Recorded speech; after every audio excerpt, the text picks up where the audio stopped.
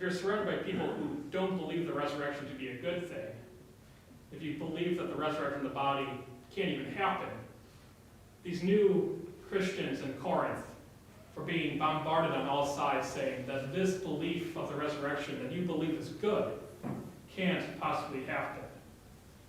And because of this, these new Christians, these new brothers and sisters in faith, barely had a foundation when they were already under attack.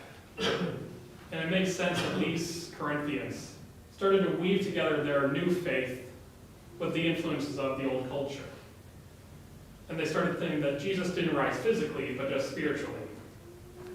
Which is where Paul had to come in and say, with a long line of desperate logic, to defend their faith. He starts using many words in vain, since Paul preached Christ crucified, and because of that, he preached Christ resurrected. If that's not true, their faith was lost. Their faith was in vain, for what is there without the resurrection of Jesus Christ? Where does their hope come from? If Christ didn't rise again, why were they listening to this message?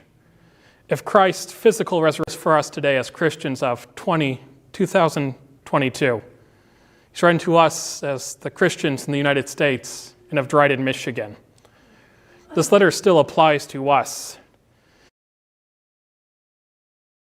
around us, where the world's trying to tell us that our faith is not true, that we shouldn't hope in for the resurrection because there's no way for this to happen.